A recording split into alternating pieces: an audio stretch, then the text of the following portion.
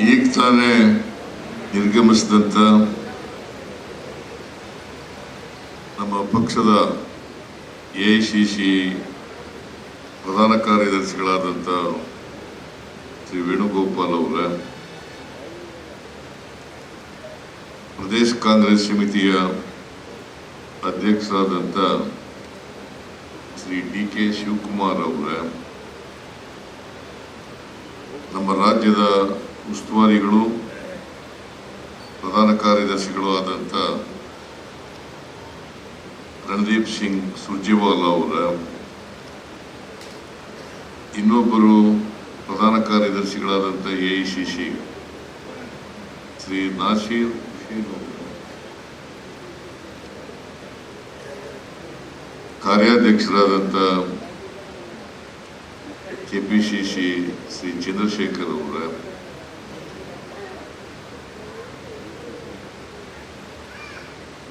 Air vice marshal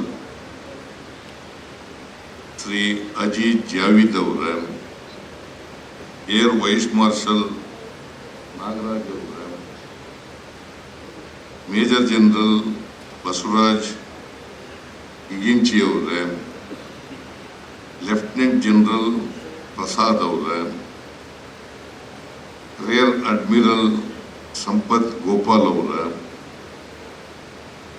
ವೇದಿಕೆ ಮೇಲಿರ್ತಕ್ಕಂಥ ಎಲ್ಲ ನಿವೃತ್ತ ಸೇನಾಧಿಕಾರಿಗಳೇ, ಇತರ ಎಲ್ಲ ನಿವೃತ್ತ ಸೈನಿಕರೇ, ನಮ್ಮ AICC ಎಲ್ಲ ಕಾರ್ಯದರ್ಶಿಗಳೇ, ಇಲ್ಲಿ ಆಗಮಿಸಿರ್ತಕ್ಕಂಥ ಆತ್ಮೀಯ ನಿವೃತ್ತ ಸೇನಾಧಿಕಾರಿಗಳೇ, ಸೈನಿಕರೇ, ಅವರ ಕುಟುಂಬ ವರ್ಗದವರೇ, ಮಾಧ್ಯಮದ ಸ್ನೇಹಿತರೆ, ಇವತ್ತು ದೇಶಾದ್ಯಂತ AICC ಅವರು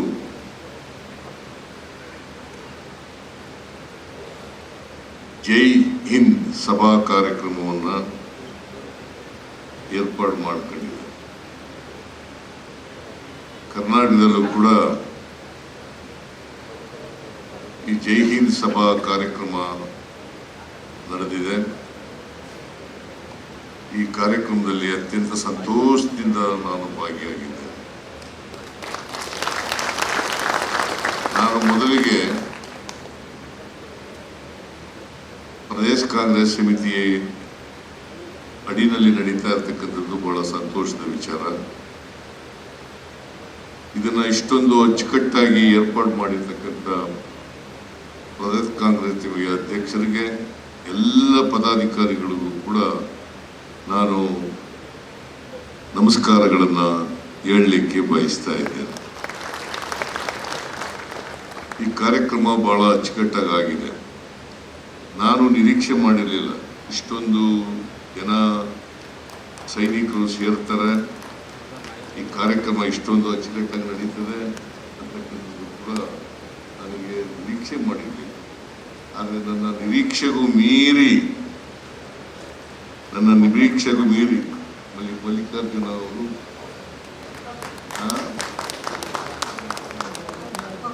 ಮಲ್ಲಿಕಾರ್ಜುನ್ ನಮ್ಮ ಮಾಜಿ ಸೈನಿಕರ ವಿಭಾಗದ ಅಧ್ಯಕ್ಷ ಅವರು ಮತ್ತು ಚಂದ್ರಶೇಖರ್ ಮತ್ತು PCC ಪ್ರೆಸಿಡೆಂಟ್ ಅವರೆಲ್ಲರೂ ಕೂಡ ಸೇರಿ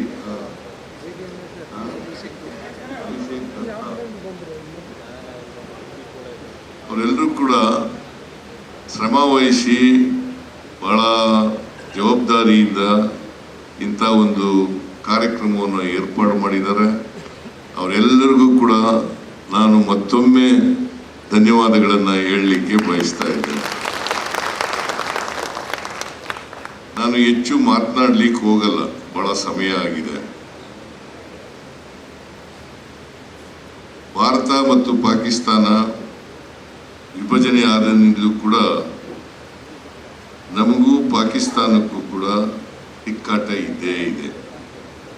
ಪಾಕಿಸ್ತಾನದವರು ಸುಮ್ಮನೆ ಇರಲ್ಲ, ನಮ್ಮ ಮೇಲೆ ಕಾಲು ಕೆರ್ಕೊಂಡು ಜಗಳಕ್ಕೆ ಬರ್ತಲೇ ಇರ್ತಾರೆ.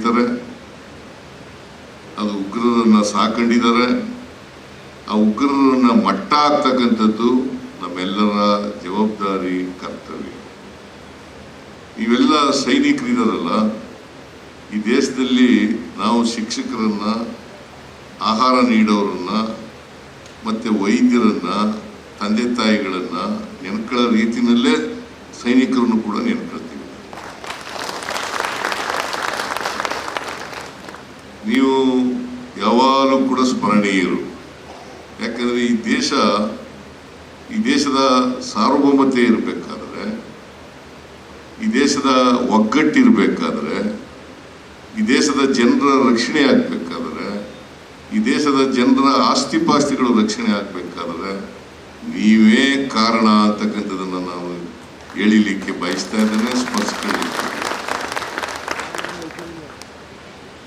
ನಾವೆಲ್ಲರೂ ಕೂಡ ದೇಶದ ರಕ್ಷಣಾ ವಿಚಾರ ಬಂದಾಗ ಎಲ್ಲರೂ ಕೂಡ 140 ಕೋಟಿ ಜನ ಒಗ್ಗಟ್ಟಾಗ್ತೀವಿ. ಕರ್ನಾಟಕದ 7 ಕೋಟಿ ಜನ ಒಗ್ಗಟ್ಟಾಗ್ತೀವಿ. ನಾವೆಲ್ಲರೂ ಕೂಡ ನಿಮ್ಮ ಜೊತೆಯಲ್ಲಿ ಇದ್ದೇವೆ ಅಂತ ಹೇಳಲಿಕ್ಕೋಸ್ಕರ ಈ ಕಾರ್ಯಕ್ರಮ. ಯಾಕಂತಂದ್ರೆ ನೀವು ತ್ಯಾಗ ಮನೋಭಾವದಿಂದ ಈ ದೇಶದ ರಕ್ಷಣೆಯನ್ನ ಮಾಡ್ತಾ ಇದ್ದೀವಿ. ನಾವು ಅಷ್ಟೇ ಅಲ್ಲ, ಬರೀ ಸೈನಿಕರ ಜವಾಬ್ದಾರಿ ಅಲ್ಲ ಇದು. ಇಡೀ 140 ಕೋಟಿ ಜನರ ಜವಾಬ್ದಾರಿ. ಯಾಕಂದರೆ ದೇಶದ ಸಾರ್ವಭೌಮತೆ, ದೇಶದ ರಕ್ಷಣೆ, ದೇಶದ ಒಗ್ಗಟ್ಟು, ದೇಶದ ಐಕ್ಯತೆ ಇರಬೇಕಾಗಿರ್ತಕ್ಕಂಥದ್ದು ನಮ್ಮೆಲ್ಲರ ಜವಾಬ್ದಾರಿ. ಅದು ಪ್ರತಿಯೊಬ್ಬರೂ ಕೂಡ ಅವರ ಜವಾಬ್ದಾರಿಯನ್ನು ನಿರ್ವಹಿಸಿದಾಗ ಮಾತ್ರ ದೇಶದ ರಕ್ಷಣೆ ಆಗಲಿಕ್ಕೆ ಸಾಧ್ಯ ಆಗ್ತದೆ ಅಂತಕ್ಕಂಥ ಮಾತುಗಳನ್ನು ಹೇಳಲಿಕ್ಕೆ ಬಯಸ್ತಾ ಇದ್ದೇನೆ. ಇತ್ತೀಚೆಗೆ ಪಾಲ್ಗಾಮ್ ಘಟನೆ ನಡೀತು. ಆ ಘಟನೆ ನಡೆದ ಮೇಲೆ ಆ ಉಗ್ರರ ತಾಣಗಳನ್ನು ಪತ್ತೆ ಹಚ್ಚಿ ಅವರನ್ನು ಧ್ವಂಸ ಮಾಡ್ತಕ್ಕಂಥ ಕೆಲಸವನ್ನು ಮಾಡಿದ್ದಾರೆ ನಮ್ಮ ಸೈನಿಕರು. ಇದು ನಮ್ಮೆಲ್ಲರಿಗೂ ಕೂಡ ಹೆಮ್ಮೆಯ ವಿಷಯ ಅಂತೇಳಿ ನಾನು ಹೇಳಲಿಕ್ಕೆ ಬಯಸ್ತಾ ಇದ್ದೇನೆ. ಇಡೀ ಭಾರತೀಯ 140 ಕೋಟಿ ಜನರ ಹೆಮ್ಮೆಯ ವಿಚಾರ. ನೀವೆಲ್ಲರೂ ಕೂಡ ನಮ್ಮ ಹೆಮ್ಮೆ ವಿಚಾರವನ್ನು ಇವತ್ತು ಎತ್ತಿಡಿತಕ್ಕಂಥ ಕೆಲಸವನ್ನು ಮಾಡಿದ್ದೀರಿ ಅಂತಕ್ಕಂಥ ಮಾತುಗಳನ್ನು ಹೇಳಲಿಕ್ಕೆ ಬಯಸ್ತಾ ಇದ್ದೇನೆ. ಇದು ಯಾವ ಥರ ನಡೆದಿದೆ ಅಂತಂದರೆ, ಶಿಷ್ಟ ರಕ್ಷಣೆ, ದುಷ್ಟರ ಸಂಹಾರ. ನಾವು ಯಾವಾಗಲೂ ಹೇಳ್ತೀವಿ ಇದು ನಾಣ್ಣುಡಿನ. ಶಿಷ್ಟರ ರಕ್ಷಣೆ, ದುಷ್ಟರ ಸಂಹಾರ ಆಗ್ತಕ್ಕಂಥ ರೀತಿಯಲ್ಲಿ, ಯಾರಿಗೂ ನಾಗರಿಕರಿಗೆ ತೊಂದರೆ ಆಗದ ರೀತಿಯಲ್ಲಿ ಉಗ್ರರ ತಾಣಗಳನ್ನು ಮಾತ್ರ ಗುರುತಚ್ಚಿ ಆ ಉಗ್ರರನ್ನು ಧ್ವಂಸ ಮಾಡ್ತಕ್ಕಂಥ ಕೆಲಸವನ್ನು ಮಾಡಿದ್ದೀರಿ. ನಾವೆಲ್ಲರೂ ಕೂಡ ಹೆಮ್ಮೆ ಪಡ್ತಕ್ಕಂಥ ಕೆಲಸವನ್ನು ಮಾಡ್ತೇವೆ. ಅಷ್ಟು ಜೊತೆಗೆ ಇವತ್ತು ಮಾಜಿ ಸೈನಿಕರ ಅವರ ಕುಟುಂಬದವರಿಗೆ ಗೌರವವನ್ನು ಸಲ್ಲಿಸ್ತಕ್ಕಂಥ ಕೆಲಸವನ್ನು ಕೂಡ ಮಾಡಿದ್ದಾರೆ. ಅವರೆಲ್ಲರಿಗೂ ಕೂಡ ನಾನು ಅವರು ಸುಖ ಶಾಂತಿಯವರ ಆತ್ಮಕ್ಕೆ ಸಿಕ್ಕಲಿ ಅಂತೇಳಿ ಶ್ರದ್ಧಾಂಜಲಿಯನ್ನು ಅರ್ಪಿಸಲಿಕ್ಕೆ ಬಯಸ್ತಾ ಇದ್ದೇನೆ. ಅವರ ಕುಟುಂಬ ವರ್ಗದವರಿಗೆ ಅವರ ಸಾವಿನ ದುಃಖವನ್ನು ನೀವೆಲ್ಲರೂ ಕೂಡ ವೀರ ಮಾತೆಯರು ಅಂತಕ್ಕಂಥ ಮಾತುಗಳನ್ನು ಹೇಳಲಿಕ್ಕೆ, ವೀರ ತಂದೆಯರು ಅಂತಕ್ಕಂಥ ಮಾತುಗಳನ್ನು ಹೇಳಲಿಕ್ಕೆ ಬಯಸ್ತಾ ಇದ್ದೇನೆ. ನೀವು ಇಂಥ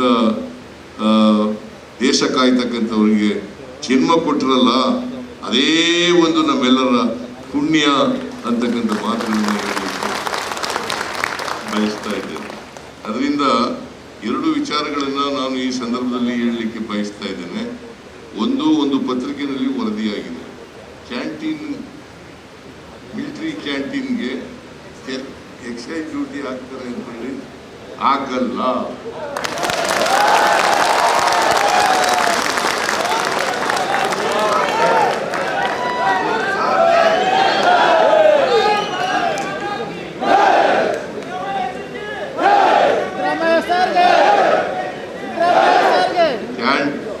ಆರ್ಮಿ ಕ್ಯಾಂಟೀನ್ಗೆ ಎಕ್ಸೈಸ್ ಡ್ಯೂಟಿ ಹಾಕಲ್ಲ. ಎರಡನೇದು, ex service men welfare corporation ರಚನೆ ಮಾಡಬೇಕು ಅಂತ ಹೇಳಿದ್ದಾರೆ.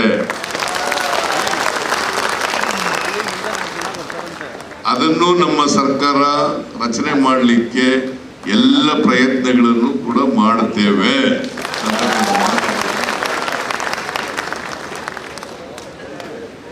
ಮತ್ತೆ ಇಷ್ಟೇ ಅಲ್ಲ, ನಾವು ನಿಮ್ಮ ಜೊತೆಗಿದ್ದೀವಿ.